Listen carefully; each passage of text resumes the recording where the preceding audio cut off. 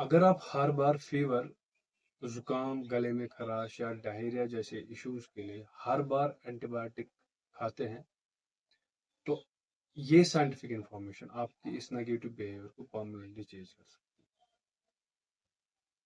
है। एक unnecessary course of antibiotic आपको कितना नुकसान कर सकता है, आपको इस चीज का कोई अंदाजा नहीं होगा। पहले एक मिथ क्लियर करते हैं।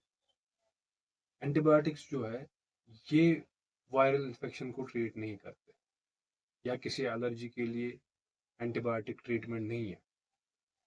एंटीबायोटिक सिर्फ बैक्टीरिया को मार देता है, यानी बैक्टीरियल इन्फेक्शन को खत्म करता है, बैक्टीरियल इन्फेक्शन को ट्रीट करता है।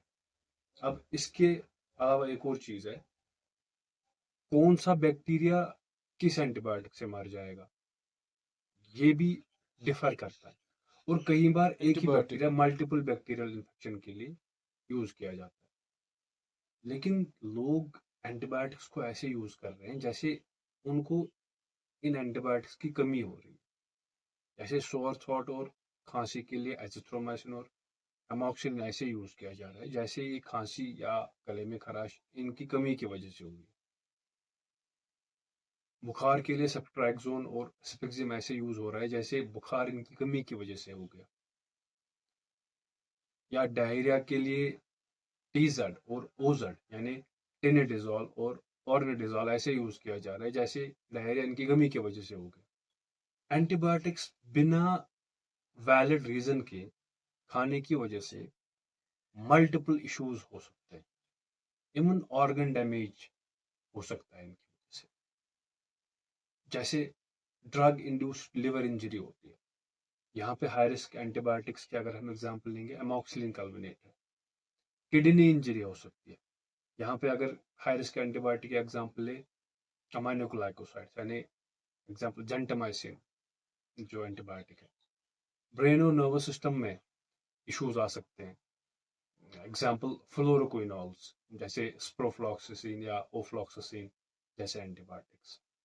एंटीबायोटिक्स की वजह से गट माइक्रोबायोम अफेक्ट हो सकता है, यानी उसकी वजह से फिर जो गट में माइक्रोबायोम की डाइवर्सिटी है वो अफेक्ट हो सकती है। उससे फिर इश्यूज आते हैं।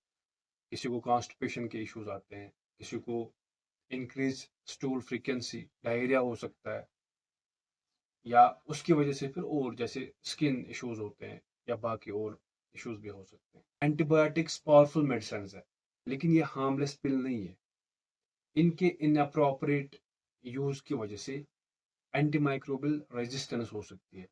यानी मिसाल के तौर पर कोई रैंडमली ऐसे antibiotics disproportionately without any indication use कर रहे हैं, तो अगली बार अगर इस वाले इंडिविजुअल को एंटीबायोटिक की जरूरत सच में पड़ी, यानी जेन्युइनली इसको जरूरत पड़ी एंटीबायोटिक्स, या तो उस टाइम पे बहुत ही ज्यादा डोज में देनी पड़ेगी, फिर इसको तभी आराम होगा, या ऑल टुगेदर काम ही नहीं करेगा वो एंटीबायोटिक।